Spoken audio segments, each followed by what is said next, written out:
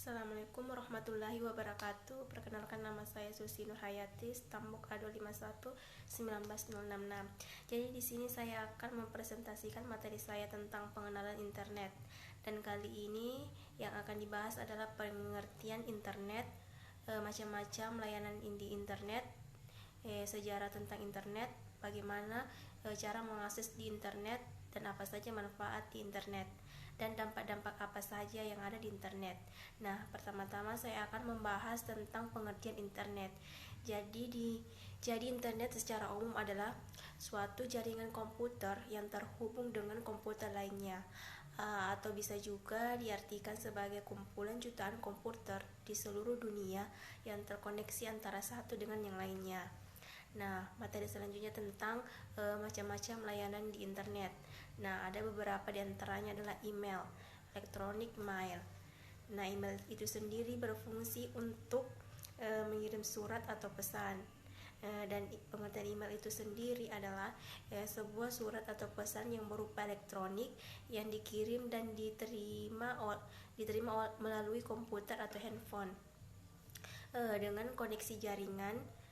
Dan email saat ini yang kita gunakan sudah bisa disertai dengan grafik, gambar foto, suara, animasi, bahkan bisa mengirim ke beberapa alamat email secara sekaligus. Nah, selanjutnya ada Usenet. Ya, Usenet adalah sistem diskusi terdistribusi di seluruh dunia yang tersedia di komputer dan dikembangkan dari Unix to Unix, copy atau disingkat dengan UUCP.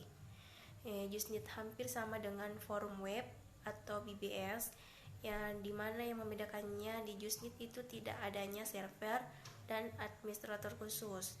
Nah, selanjutnya ada FTP, File Transfer Protocol, yang berfungsi untuk mentransfer file. Selanjutnya ada remote login atau telnet atau telecommunication network, yang berfungsi untuk melakukan koneksi ke sebuah server dan port tertentu, yang dimana dapat berinteraksi secara langsung dengan server dan merupakan salah satu protokol jaringan yang digunakan di koneksi LAN. Selanjutnya ada WWW, World Wide Web, yang merupakan komputer dokumen multimedia yang saling terkoneksi dengan menggunakan link hypertext dan web.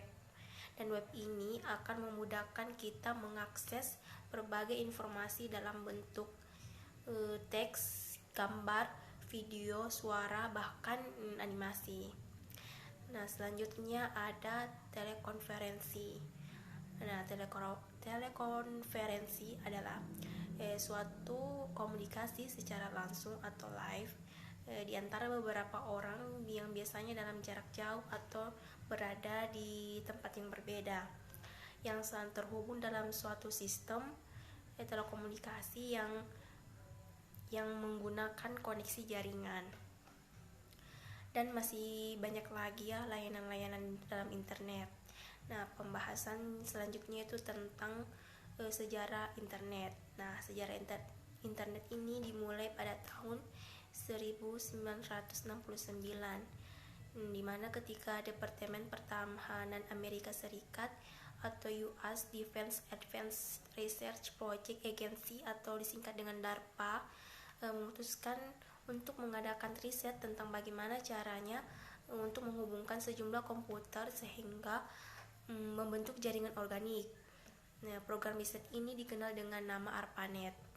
Nah, tahun berikutnya yaitu tahun 1970, di mana sudah lebih dari 10 komputer yang berhasil dihubungkan satu sama lain sehingga bisa saling berkomunikasi dan membentuk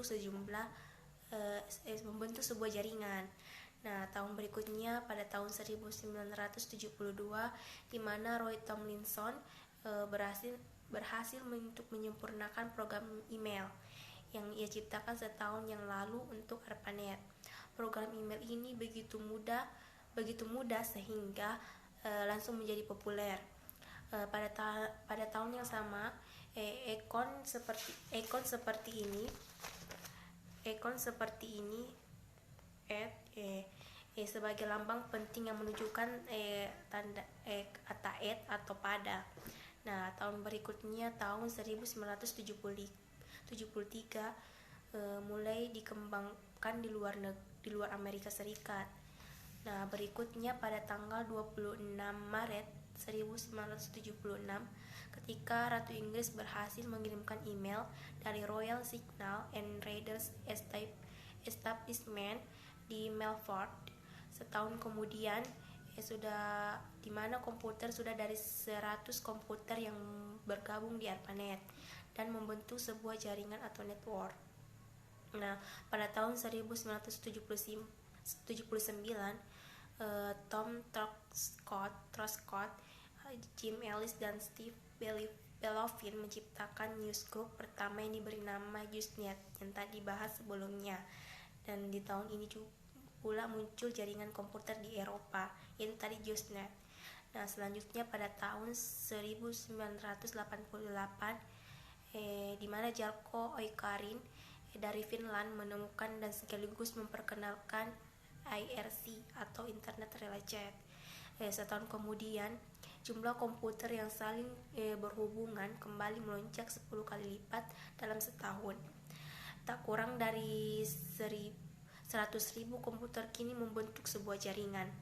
Nah, pada tahun 1990 adalah tahun yang paling bersejarah, di mana ketika tim Berners-Lee menemukan program editor dan browser yang bisa menjelajah antara satu komputer dengan komputer lainnya. Yang membentuk jaringan itu, program ini adalah disebut WWW, World Wide Web.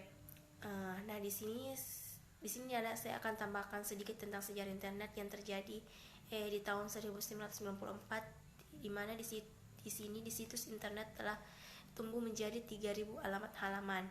Dan untuk pertama kalinya di sini virtual shopping atau retail muncul di internet. Dan di tahun yang sama Yahoo didirikan yang juga sekaligus kelahiran Netscape Navigator 1.0. Nah, selanjutnya tentang perkembangan internet dari tahun ke tahun. Nah, pada tahun 1969 internet sudah tersedia di 4 komputer. Nah, pada tahun selanjutnya lagi 1971 sudah ada 23 komputer yang terhubung dengan internet. Nah, di tahun berikutnya lagi pada tahun 1977 sudah ada 111 komputer di tahun. Dan di tahun berikutnya lagi pada tahun 1980 di mana komputer sudah 213.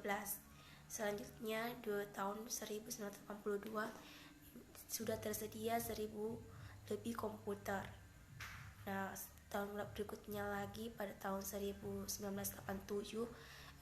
di mana sudah 10.000 komputer. Selanjutnya di tahun 1992 sudah ada 1 juta lebih komputer, dan terakhir di tahun 2010 kemarin sudah ada 100 juta komputer dengan 1,9 miliar pengguna, 28% dari penduduk dunia dan sekitar 25 jutanya dari penduduk Indonesia. Nah, selanjutnya pembahasan tentang bagaimana cara untuk mengakses ke internet. Nah, pertama-tama kita sediakan dulu alat yang dipakai untuk mencari informasi seperti komputer seperti personal komputer, laptop ataupun HP.